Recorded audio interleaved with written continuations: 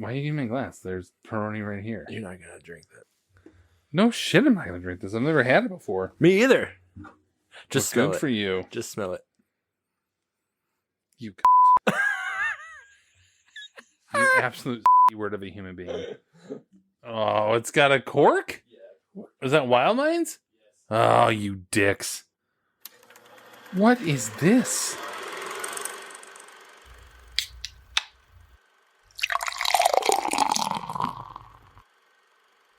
Stand by, going to air. Stand by, Phil. 5, Stand by music. 4, Stand by announce. 3, 2, 1.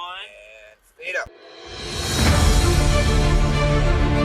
Fish are friends, not food. Make it Centauri time. Too much iron on your blood.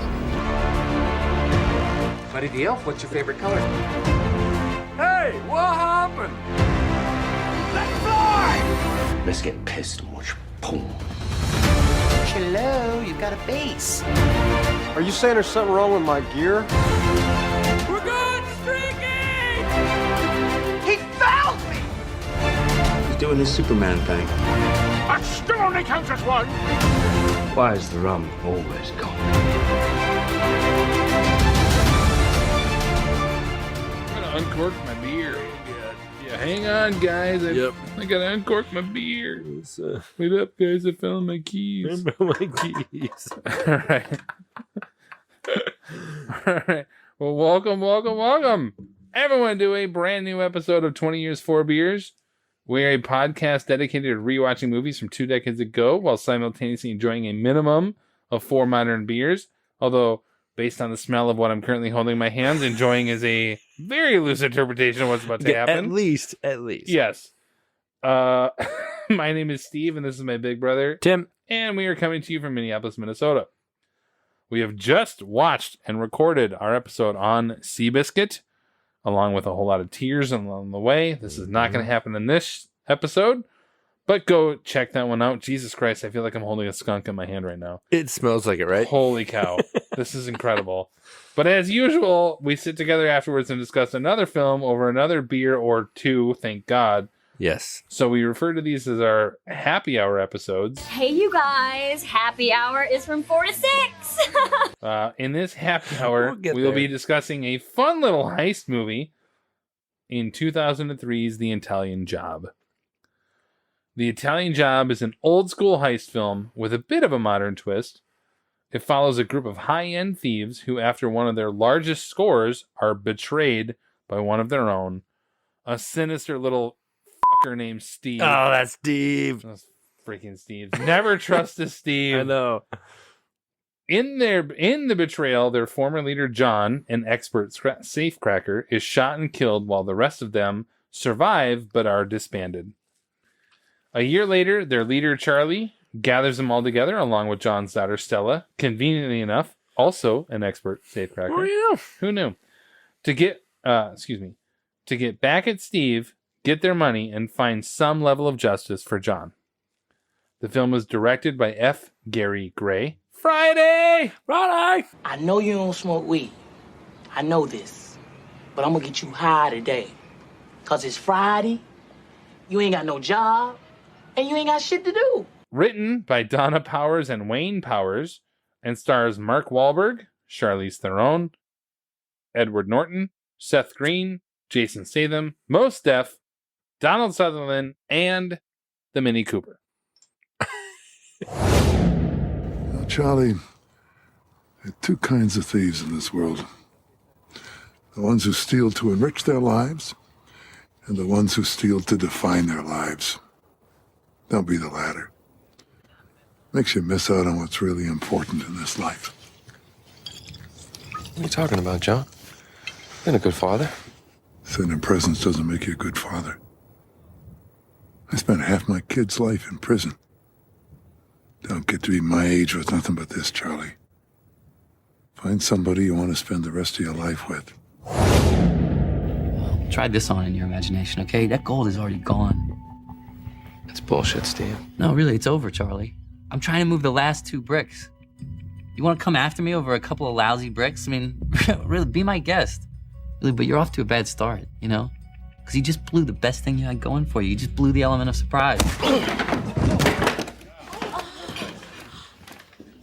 Surprised? It's over when I say it's over. Our first segment, buckle up, effers. Hey-o. As usual, is Drinking Buddies, Come on, not my beer. where we present the 4 beers that we had, 2 for each of us, since we watch these separately, and give our expert drinking ratings. We are also Consuming. test driving a sip or 2 of the beer, I guess. Yeah. It is and then technically another a beer. one. So Tim's gonna walk us through. Well, I'm gonna. You here's go what's gonna for- yeah, happen. I'm yeah. gonna do my 2 buddies. Yeah. And then we're gonna just go on this little jaunt together. My 2 buddies were both from, one was from Fat Pants Brewing Company in Eden Prairie, Minnesota. Their Space Monkey Double IPA. It's a great name. It is a good name, and it actually was a decent beer. It's 4.5. I had 4 out of 5. It's a very mild double IPA. It's at 8%. Which I actually think sometimes is nice because it brings out the flavor versus the booziness of it. You know? Yep. And I had a 4 out of 5, honestly, largely because their other beer is generally not great. So Very true. you come in and you're like, oh, this is actually pretty decent. Oh, thanks, Fat Pants. And then the other one I had was the Boom Island Brewing Company out of Minnetonka, Minnesota. Their Cosmic Gumbo Hazy IPA. I mean, kind of a meh. I had a 3.5 out of 5. If you were to walk into a new place and never have been there before and you had it, you'd go like, okay, it's drinkable. But the older I get and the wiser I get, drinkable is not necessarily the compliment it used to be. Like, it's sort of like Right? diminishing it, saying like, I'm not a beer snob, but you commoners would enjoy this beer. Yeah, it takes a lot for me to Yeah. not drink something. Right. I mean, I finished every beer so far tonight, minus I did have to get So- rid of that. Yes. I did have to get rid of that cider, but I said beer. Yes. You know. True. Oh, I'm not finishing this. Yeah. So far. Anyway, those are my 2. Tim, what do we got? Or why don't you do I your 2 had- first? Yes, you enjoy that. I had New Glarus Brewing. Was it Glarus? Glarus. Glarus. Of Glarus out of This smells Wisconsin. like weed. It smells like dank weed. Skunky weed. So, Continue on the new glass. I had their seasonal winter release that comes out every now and then, and I love it whenever I can find it. Their Cabin Fever Honey Lager, It is good. and it's a 3.75, but I give it a 4 if you add a lemon slice, which I'm not a big fan of, like No, adding beer is- fruit Yeah. to something, but that just takes up a bit of a, oh, so good. So yeah, if you can find it, enjoy it. Then I also had New Glarus's, because I was cleaning out the fridge in some ways, their Strawberry Rhubarb Fruit Ale. And I think New Glarus does fruit beers like nobody else. Better than most. Yeah. They're so fantastic. That was a 4 for me. It's really, really good. So check it out. If you can find any of their fruit beers, are really good. And then tonight, in a theme beer option to start, I can't wait till you try this. I'm, Continue. Yeah, I'm, go ahead. I don't, okay. Have so you tried it yet? I have not. Okay. So thinking through the Italian Job, happened to come across the liquor store and searched through Untapped. What's an Italian beer? Again, theme option, like we did with Last Samurai, as I butchered it 'cause I'm a racist, the Japanese 100%. option. Yeah, 100%.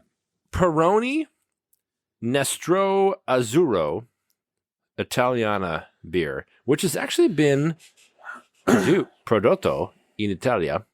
It smells like a mix of like dank weed and skunk. Try it.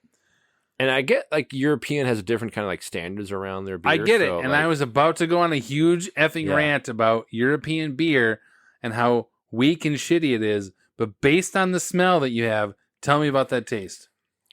surprisingly fun. Surprisingly, really, actually, pretty damn good.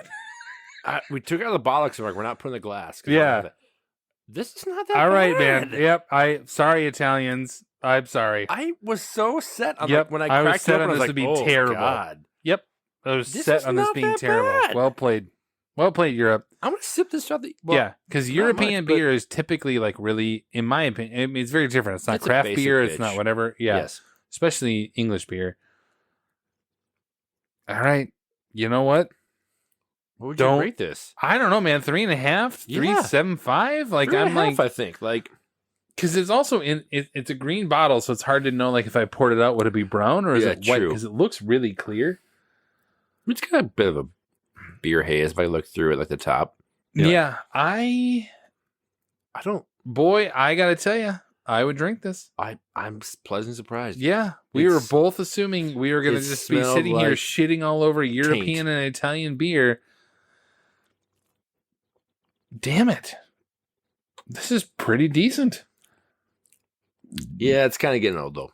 No, I don't want to have the whole thing, but Give me the again, few if you're going to sips. tell me like I came off of the soccer pitch and I intended a really good day, right? Like, You mean football pitch? no, I said soccer pitch. This is America, bitch. If I were sitting in Italia, Yeah, I would say If this I is would your crush only this. option in that I would crush country, this. it's like Because other- your first few it's either drinks would wine- be yeah. gulps, so you'd be halfway Yeah. gone before you realize what you're getting into. Like, that's, let's be honest here. That's like the Budweiser style. If you come into it and like, I'm not going to finish this whole thing, but based on the smell and what we thought we were getting into, I agree. I'll be damned. This is better than I thought. So I go 3.5 out of 5. I give it 3.5 too. Yes, I was prepared for the smell to be rather the off-putting. taste is nowhere near the smell no, at all. That's what she said. I'm just saying. I'm like, is it an like, Italian yeah, thing? Yeah, is that like, yeah. Is that like I haven't showered in a day or two? Yeah, no, or it's like, buongiorno, principessa. what? Hey, Godfather. There you go. Mhm. Look at you. Mm. All right. Well, we're gonna get back. So, do you want to Okay. come back to the stout? Yeah, I think I'm done with that. Like you said, I had a few gulps. I'm like, I did. I'm like, It is- Yeah, it's well after midnight now, so I don't necessarily need more. But okay. So then, what's the other beer we have? And then you can talk about it. the This is non-theme. actually pretty damn good. If I were to like, I mean, You know, for a light, yeah, like I European love a good option? Harp lager, like Yeah. from Guinness or whatever, and that Harp's better than this. yes, But like, okay, I just don't think make me smell it. yeah, exactly. I'll It drink was- this. Here's the deal. If I have a cold and I'm in Europe, I'll drink this. I don't have to smell yeah, it. if I don't have to smell it. Yeah. So the real beer Well that we're played, man. having, because I was Fuck expecting you, it to Italy. be No kidding. This is useless. way better than I thought it would be. Wild Mind out of Minneapolis, their double depth charge, which I love. It's Imperial Yeah. Stout. Oh, They have that's every. right. Nice. Oh, you Jesus. know, now We are that- going opposite ends Oh, of the yeah. spectrum. It's Plus, gonna be you a- had to uncork it. It's gonna be it's a hard pivot. Their double depth charge Supernova, which is Imperial Stout with Silver Bird Roasting's Supernova whole bean coffee. God damn you, Wild It Minds. will be a hard pivot from Oh my the God, yeah, I almost need some water. It's just gang, kinda like dank skunk weed smell. Ooh, that smells like a coffee stout, like a real coffee stout, not the last one we had. I'm gonna give it a 4.25 right Off away. the top of my head, I'm kind of with you. Yeah. There. I'm going to let that sit for a second. Well, Simmer for a bit. All right. so our next segment, naturally, is the social network, If you guys were the inventors of Facebook, you'd have invented Facebook. where we take a look back at the critical and fan reception from 20 years ago. As usual, Tim is nice enough to research these, so please take it away, Tim. The IMDb rating is 7 out of 10. Again, we're One of the random ones. for those who have forgotten, we're covering the Italian Job. We Yes. just talked about random freaking beers for the last Yes. 10 minutes. So, So yeah, here you go. The Yeah. Italian Jobs IMDb rating is 7.10. Peter Travers of Rolling Stone said the Italian Job is a tricked out remake of a heist flick that was already flat and formulaic in 1969. Shut up. Mark LaSalle of San Francisco Chronicle said this is pure but smart entertainment, plotted and executed with invention and humor, and acted by a winning cast radiating good movie energy. With one exception, but we'll get back to that. Yep. Roger Ebert, 3 out of 4. 3. God damn it, Right? Roger. Surprisingly complimentary of it. So the Italian Job provides a reminder that we do sometimes go to the movies just to have a good time and not to be mired in a slough of existential despair. Director Gray's film is nothing more or less than a slick caper movie with stupendous chase scenes and a truly ingenious heist, resulting in 2 hours of mindless escapism. Shove that Pulitzer Prize square up your ass. And Academy Awards that year, none. I want to hop back to Roger. Okay. How many times have he's this... I love having, for what it's worth, really quick, I love having like a standard every episode. Of like every episode. What's It's a always barometer of like Yeah. the same kind of critic type of thing. And he's one of the best ever. Rest RIP. Yes. But yeah. To a certain extent, except he's Roger... only- no, I only understand. Pulitzer Prize From a winning cultural critic, but yeah. shove that Pulitzer Prize square up your perspective. Yes. He is one of the best. Yes. But for every one of a movie like this, which Yes. I assume we both enjoyed on the same way Roger did, and like just mindless, whatever.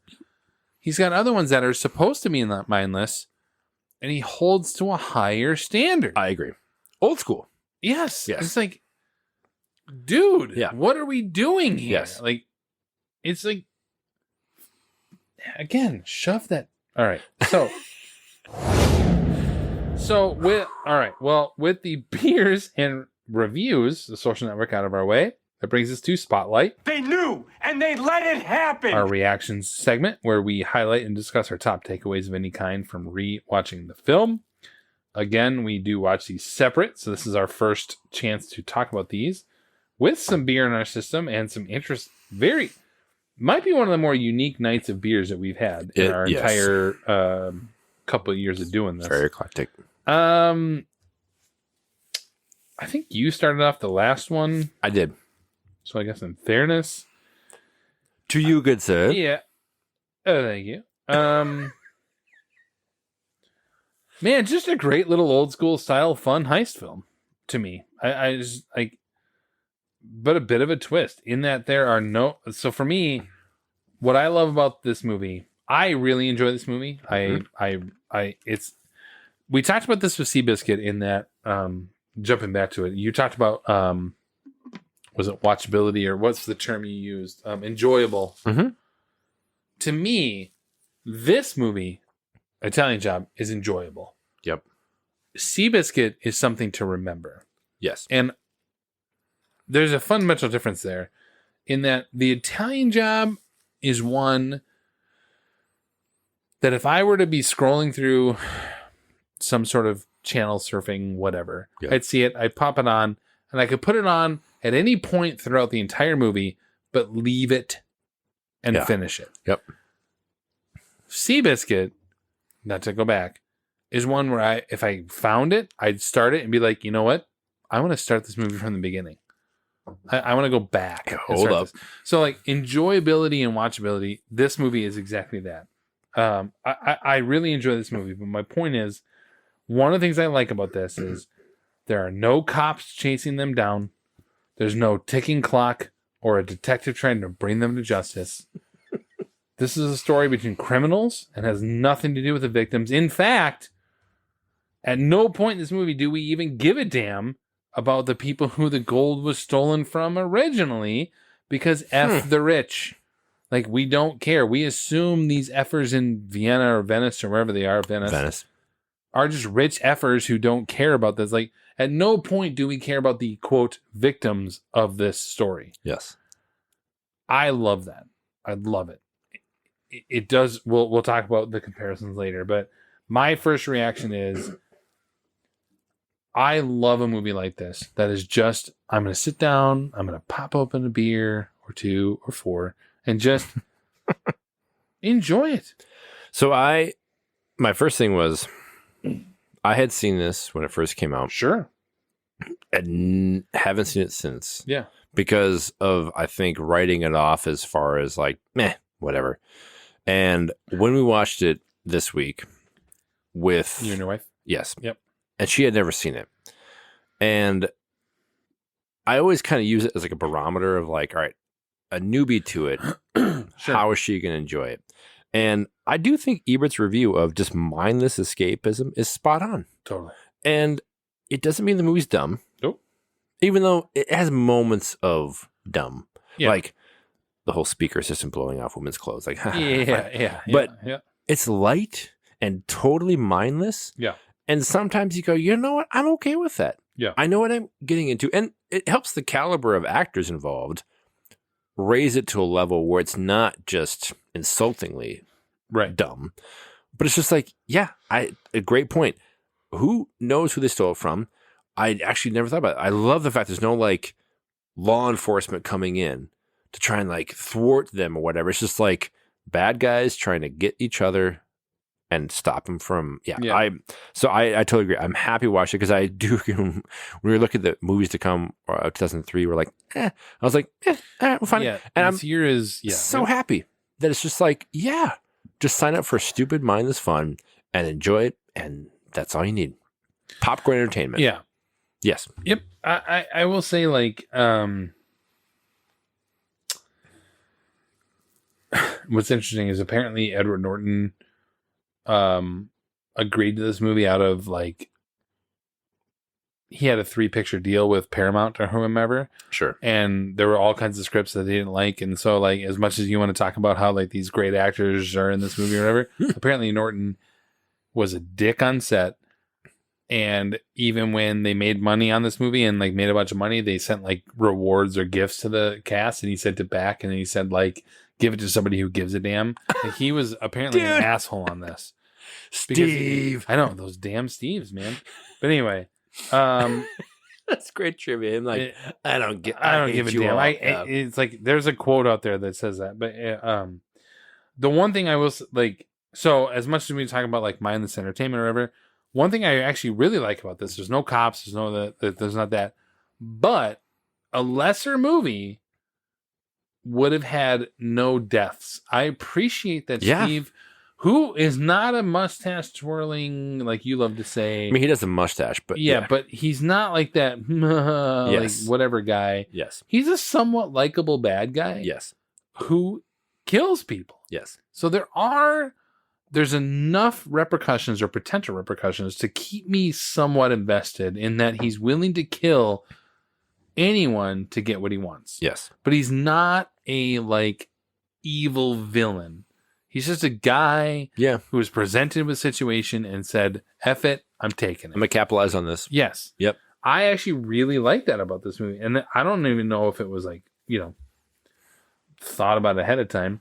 But I like that Steve was willing to kill for what he wanted. The others are not, and they're abundantly, like they say that. But he was, hence making him the bad guy we can root against, but not necessarily hate.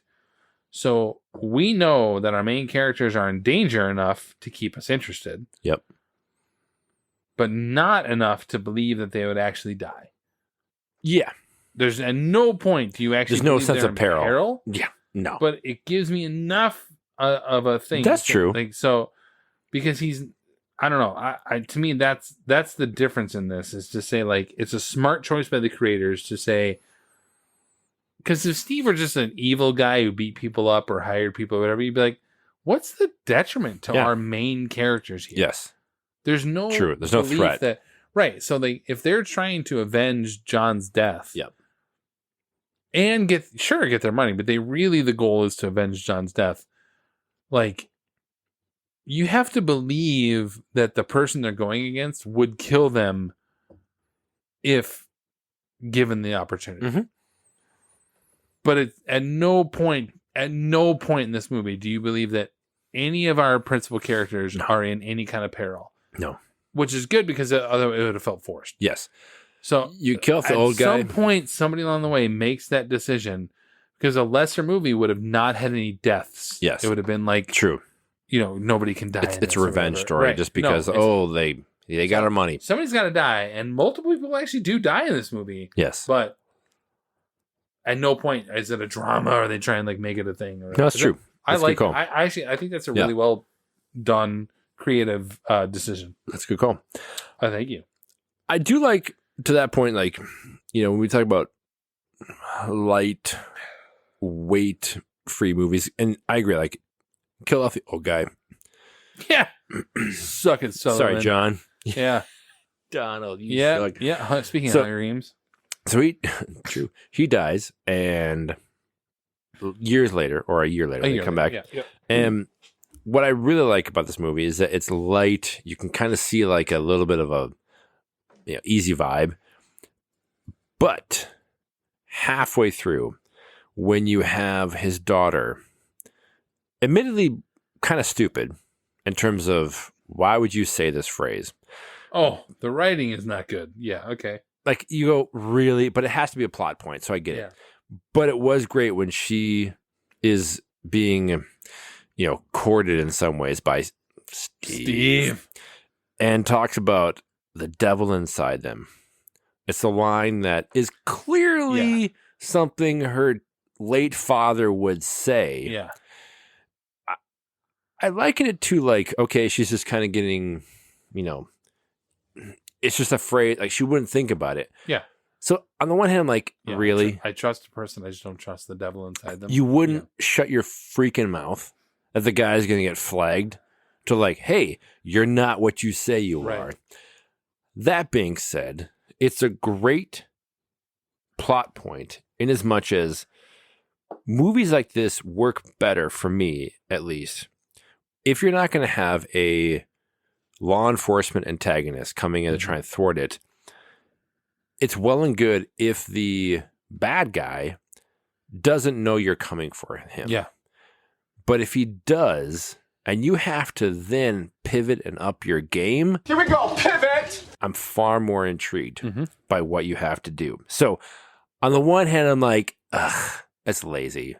You're going to call out that, hey, we're all alive and we're coming for you. But to the point where I do like that, where he has to adapt, and now the team has to think differently about what they have to do. So it's like a damned if you do, damned if you don't type of thing, where it's not a compelling movie if they just get away with it scot-free. And there's no tension. Hey, we stole from the guy that stole from us. See you later. Right. So I like that is a pivot line. Pivot! That works from like a callback where the guy you murdered, we're on to you because the daughter comes in and now you got to figure it out. Yeah.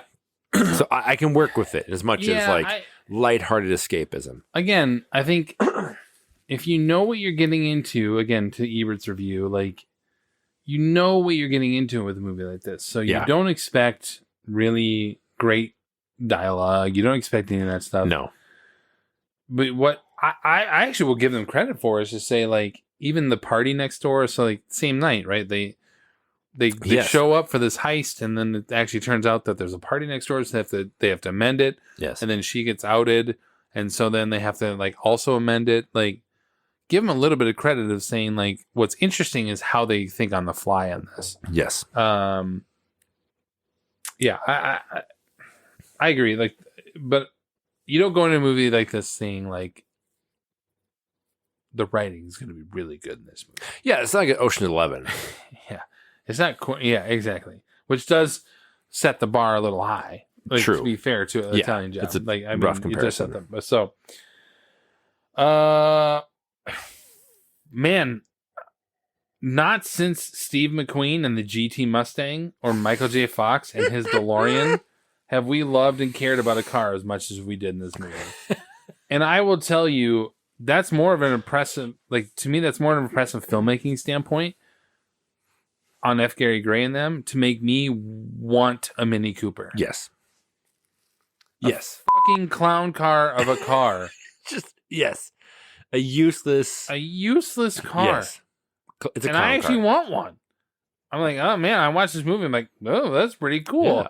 Meanwhile, I couldn't fit in this stupid bastard. I can drive through tunnels? Yeah. I can drive through a 6-foot hallway. Yes. Into a house? Oh my God. That's like, yeah, exactly. These are not the selling points of a car. And yet, there are only a few examples of me wanting a car. That's a good callback, more yeah. than this. Yes. Like, oh man, I want that Mini Cooper. And back then, I said in the Mini Cooper is an actual character in this movie. Yes. And so what's funny is, so the Italian Job, the original Italian Job with Michael Caine, there's a Cooper in that. There's like the original Mini Cooper and stuff like that in there. And so like early in this movie, she's driving an old school red Mini Cooper in homage to that. Yep. So that's why they brought the new Mini Cooper in. It wasn't like it wasn't a product placement. It actually does hold some sway in terms of the original. Yeah. And yet, I would never, you could gift me that car and I'd be like, cool, I'm going to give it to a kindergartner so they can fit into this stupid bastard. Yeah. And yet I want that car so damn bad because of this movie. I mean, every time you see that car, I imagine the song is like, yeah, it's a clown car. Like, it's insane. But I agree. I had that note too. Like, is there and I'm glad you mentioned like there are indeed some. Are there better movie product placements in this film For a car. for Mini Coopers? No. Yeah. I No. just, in terms of like the plot point being so essential to this type of escape vehicle, is only. Oh, like, it works perfectly yes. for this movie. Yes. It's like To the point where they have to spread out the weight yes. of the gold they're going to steal because it's too much for A Mini one. Cooper can't ever be Yeah. It's like your car is so 500 shitty pounds. that you Oh, can't God, handle nope, it. nope. So now we have to have God like forbid 4 you or throw a 5. suitcase in the back of your Mini Cooper, you're gonna flip backwards. Yes. Yeah. Oh my God. And so I agree. Like I think it is one of the rare examples of like, they weave into it a great product placement, but it's so well But it done. works for what it is. Yes. They don't force a bigger car into the subway system Yes. in LA or whatever. It works for what it is. Yes. So I mean, No, I'm glad you boy, called not it out. Yeah. since seriously, there's just a few examples of where That's a I good watch call a out, scene yeah. and I want the car that's in that scene. Yes. There are only a couple examples, No, and that's this is good. one of them. That's good. So I not to say quibble, but Oh, I got a call. Yeah, that's fine. I love movies. I mean, how can you quibble about this movie? Well, yeah, like It's you not just go- perfect, but come on, you Yeah. know what you're getting into. But I'm amazed when movies like this have something that's so like culturally specific, like a timestamp, that future audiences will exactly the You're getting into references. Napster, aren't you? Yes. It's totally lost on them. Like the example here, again, the Napster. But like if you were to tell people today, like, what is Napster? No one knows.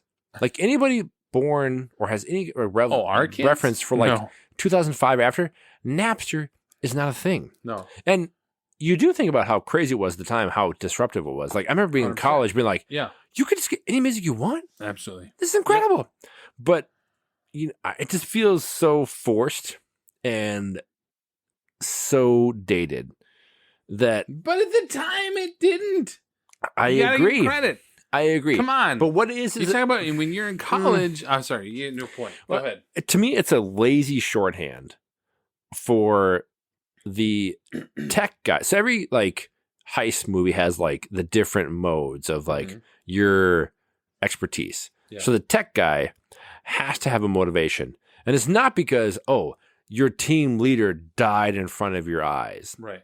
It's more of a, what would you be trying to do to get back at the quote unquote man? Right. At the time, what would have been the more, a bigger type of injustice than a tech guy who happened to fall asleep while Sean, his roommate, stole the idea for Napster, which again, didn't really make any money, just No. disrupted the No, whole yeah. music industry. But it's funny watching movies like this now, 20 years later, we're like, yeah, Ellen gets it, my wife, the reference there. But if you watch anybody else, like, what the hell is this? I have no concept for this type of short-term 2 to 3 year disruptive element.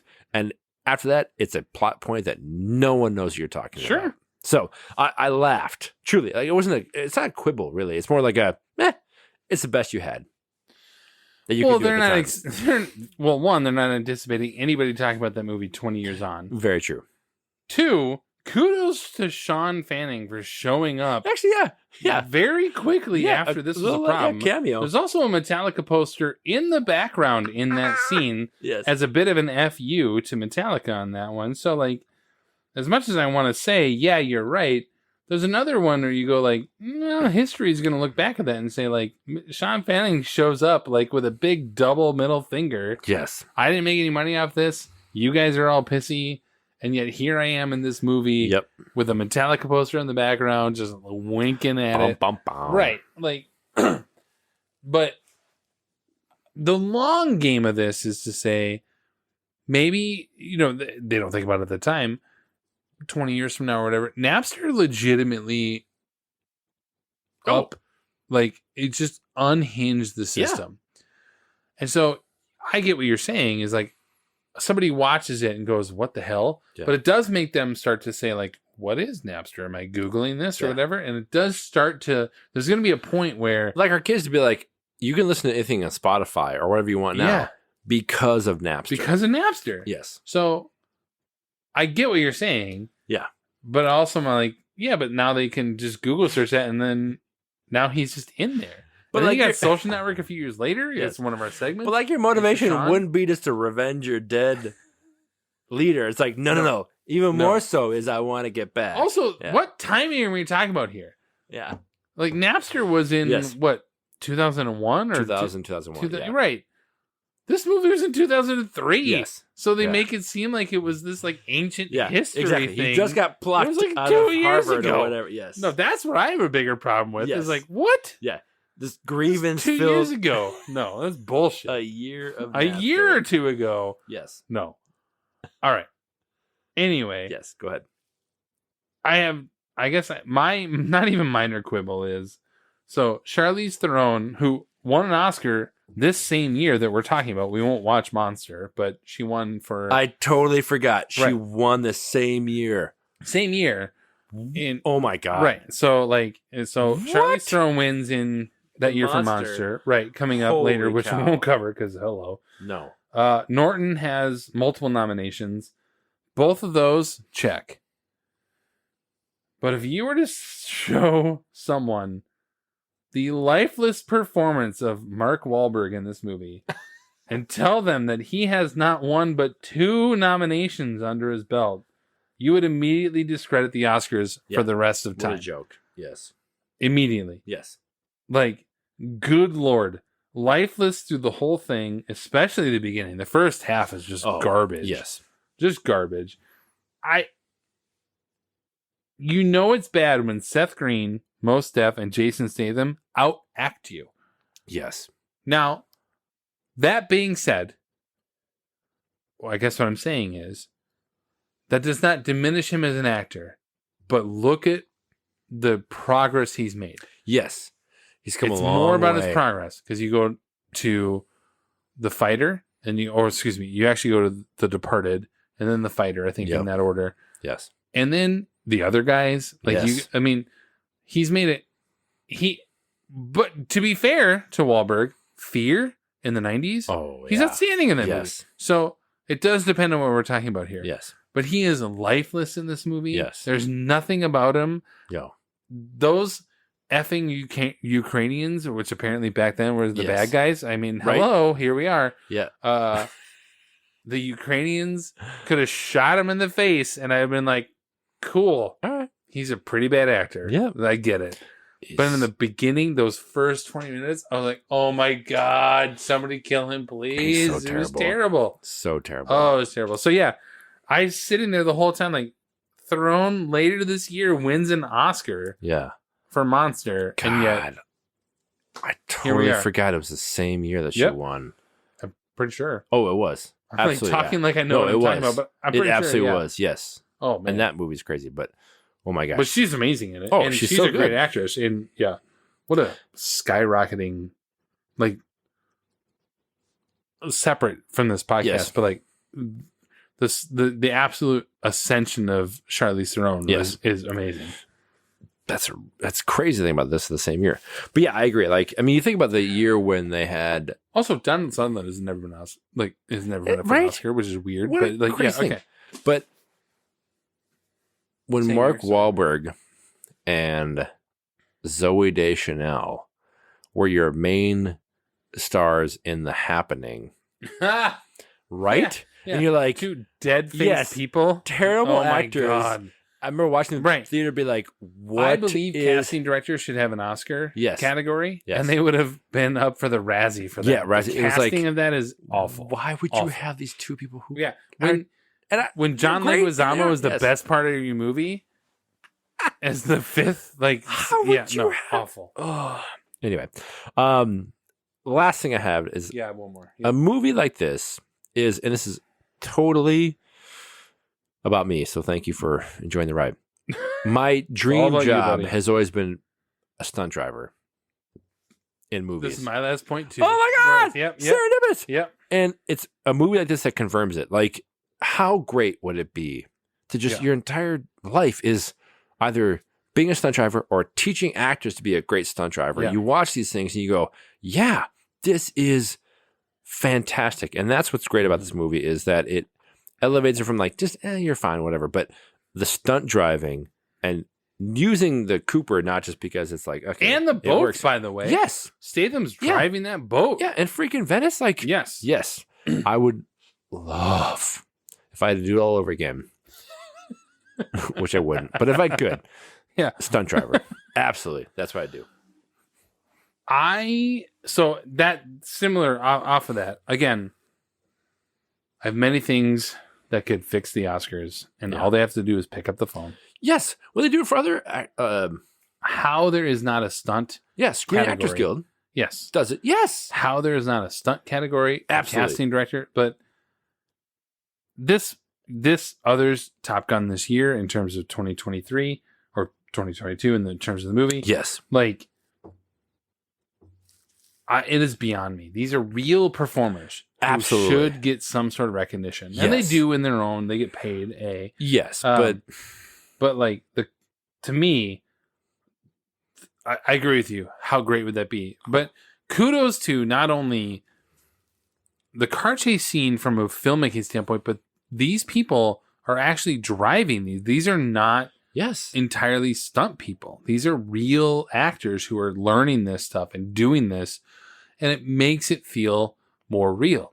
So for me, the car chase scene when they end up getting the gold and then they go through the tunnels and they just like sort of chase through to get to the end is legitimately really great, and it belongs up there with the French Connection, Ronin, The Bourne Identity. Yep. Some of the really great car chase scenes in terms of talking about logistics, execution, and drama or fun associated with it, one way or the other. F. Gary Gray uses all of his powers here to really have a ton of fun with it and make the car a central character, but also we are along for the ride. Yes. Very well done. And again, also spare a thought that there were no visual effects in this film. Right? When it comes to the helicopter. You want to talk about stunts? Yes. That helicopter. Yeah. Under an overpass. Not only that, He comes down. when he's behind the car and there's a car goes between the spokes underneath the helicopter, that shit is real. Yes. Like, yeah. You want to tell me stunt people don't take, not only are they good stunt people, they take their lives into their hands, and you can't hand them a golden statue? Or at least like the stunt coordinator. Yes. Like spare a thought for them. It is really impressive. Yes. And that to me for this movie, and we're not going to like overthink it by any means. It's not a think piece of a film. But what separates this from other stunt based movies is the actors are in it. They're really there. The filming is right up close, and if you feel it because these actors are willing to do it. Yeah. Like I love it. I great example to me of using what you have in front of you and filming it really well. Yes. So good for them. Love it. So with our reactions out of the way, that leads us into our next segment that we call The Verdict. I'm going up there. I'm going to try it. I'm going to let the jury decide. Pretty much exactly how it sounds. Each of us takes a minute to put a cap on our reviews, give a rating, and whether or not the film holds up 2 decades later. Do you want to go first? Sure. Or you got it? All right. The Italian Job is a basic paint-by-numbers revenge heist film starring some major stars at the time. Much like your favorite meal from your favorite chain restaurant, it's comfortable, if not surprising, nor massively engaging, but it's incredibly pleasant with some great execution. 3 out of 5 stars for me. Sure. There you go. There you go. My verdict? Man, this is just a delightful little film. Mm-hmm. Along the lines of Ocean's 11, although Ocean's is better. Yep. Or Kiss Kiss Bang Bang, again, better. Yep. Or Sahara. I'd give, yep. I love Sahara. Oh, so good. Like, or fill in the blank delightful film where you really want. But you really never have doubts that our main protagonist will win out in the end. You don't have a doubt of that. Yep. Sometimes you do not need peril or drama or excess fat to make a film have more depth of character or pretend to be more than it already is. That is this movie.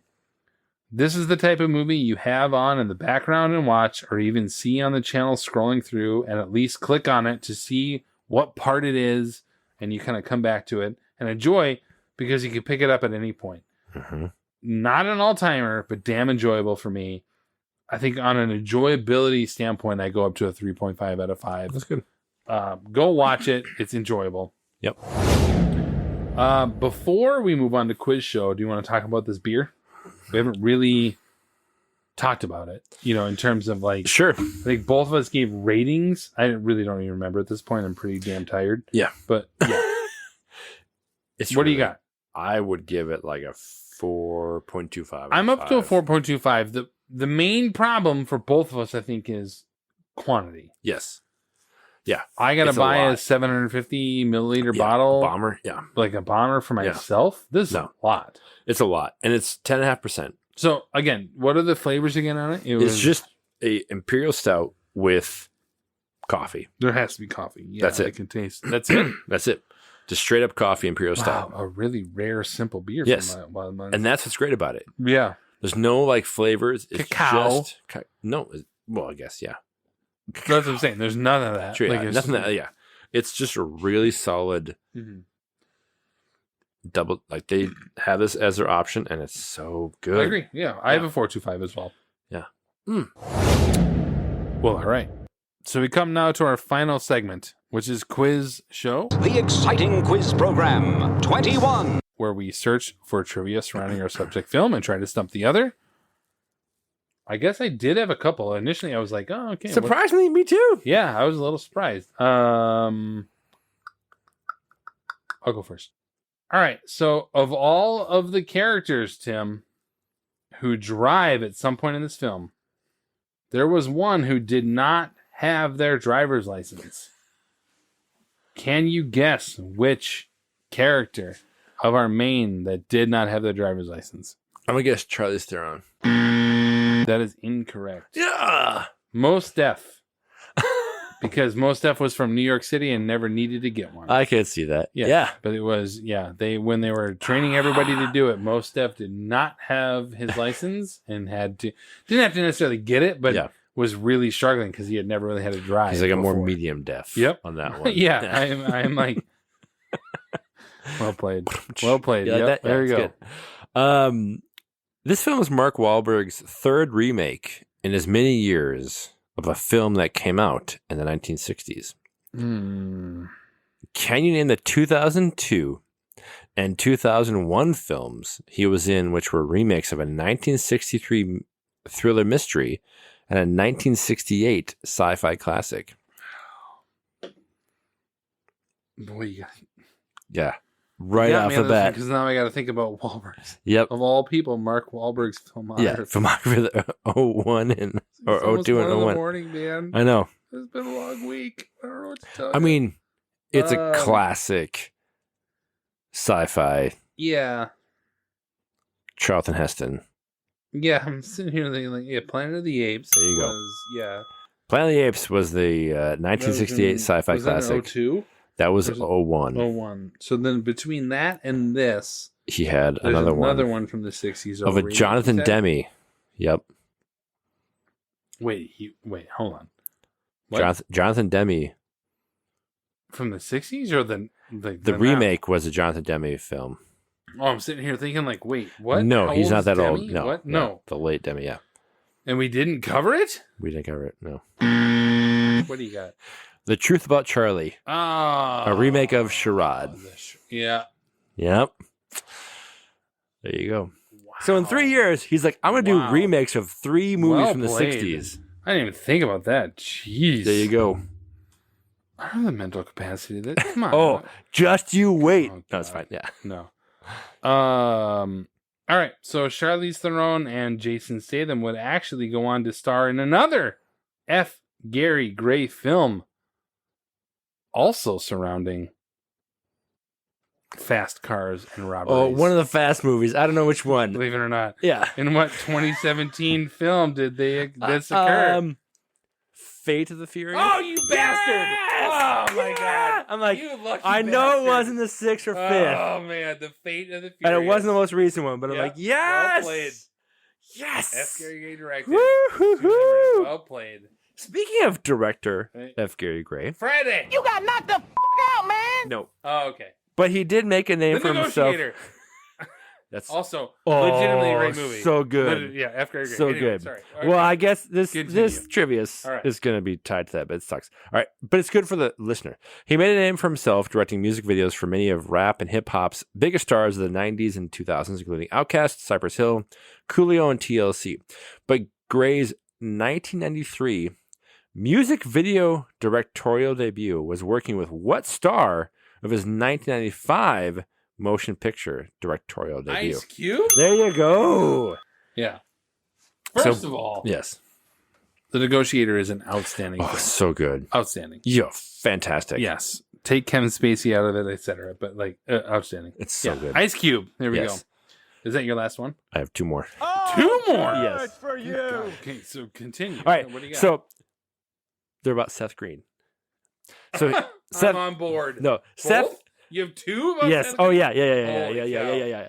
Let me clench my cheeks. So in our last Happy Hour episode, we discussed our love of Eugene Levy, Sure. despite how he may not have been great in He The Mighty wasn't Wind. great. A Mighty Wind, yeah. Yet Levy and Seth Green have a connection as they starred together in what short-lived yet vastly underappreciated sitcom that aired in 2002 on Fox. And I only have to mention because it's so good and no one knows about it. 1 year. About puppets that live in the world. Yes. Just tell me. Greg the Bunny. Oh my God, Greg the Bunny. Oh. It's been forever. With Count Aigutba. Oh my God. Wow. For those out in the world, find Greg the Bunny. Yeah, no, it You're is welcome. funny, but holy You're cow. welcome. Yeah, Eugene Levy, Seth Green. It's so good. And Sarah Silverman. I gotta tell you, man, on the things I didn't think I had to think about at almost 1 in the morning on a Saturday You're welcome. or Sunday morning, we're gonna have to like skip ahead in a little bit. Yep. Seth Green was not on my list. I got one more from yeah. Anyway. I was like, I got a lot going on in my mind. That ain't one of them. Yeah, you're welcome. Yep. Wow. All right. Well, then here we go. So the pivotal role Pivot! Pivot! of actor rehearsing in his car. You know what I'm talking about? Yeah. Was played by a man named Scott Adsit, who would soon after this go on to star as Pete in the all-time great TV comedy 30 Rock. Mm. Mm-hmm. You know what I'm talking about, right? The guy who's like crunching the can or whatever. Yes. Yeah. Oh, Pete. But he would also go on to provide the voice for an iconic Disney character. For what lovable, inflatable Disney robot would Scott Adsit lend his voice to? Betamax. Baymax. Oh, Baymax. Yes, Baymax. Oh, God. Scott Adsit is also Baymax. Oh, he's so good in that. I know. Big Hero 6. Yep. I got It's one of the all-time best Disney movies, actually, in my opinion. Of I the got last 50 years. surprisingly intoxicated watching it by myself and was sobbing at the end. Oh, yeah. Oh, my God. Are you Have I- kidding me? You don't have cry I- at the end of that? Oh my Come God. on. When Come he's got to save him. Oh, Oh, my man. God. Yep. That's so good. I totally Yeah. forgot that was him. Yeah, Scott Adsit's in the car. I was like, oh, man. Yes, that's Well so played. good. Did you see Oscar from The Office? Oh, of As a course. security as the guard? security Yes, guard. it's Yeah. so Yep, good. I was yep. like, what the hell? Yep. All right, so Seth Green Oh, my God. seems to have always existed in films and television for us, starring in over 200 TV shows and Unreal. movies. Yeah, he's around, man. Either in front of the screen or voice work. Yet I totally forgot, after looking for his through his details, that he starred as a member of the Losers Club in what 1990 classic Stephen King TV adaptation. Yeah. He's the young Richie Tozier. Yeah. Yeah. I had no idea. Yeah. I've seen that a long time ago. Wow. I was like, Right? I did not think about Seth Green in that way, but at least that one I knew. Yes. There Look we at it go. like, he was in it? Yeah. Man. Seth Green's got a little bit of a decent. Oh. I mean, he's made more than a Mighty Everything. we have ever seen. But Yes. yeah. And actually, he's really good in this movie in Yes. terms of like exactly what he's He supposed plays to his be. part well. Yep. That's all I got. All right. Well, that brings us then to the end of our happy hour episode on the Italian Job. If you haven't already, please go back and listen to our previous episodes, all featured on your favorite streaming platform. And stay tuned for our next episodes on X2, X-Men United, and phone booth. We want to say thank you for taking the time to listen and for clicking that like or subscribe button on your devices. Find us on Twitter at years_beers and on Facebook, or head to 20years4beers.com. This has been 20 Years 4 Beers. My name is Steve. I'm Tim. And thanks for listening. Thank you. Jesus Christ, I feel like I'm holding a skunk in my hand right now. Dude, Yeah. what are we doing? Yes. Like, About me, so thank you for enjoying the ride. Oh, just you wait. There you go. Fate of the Furious. oh, you bastard! Oh, my God. This is America, bitch.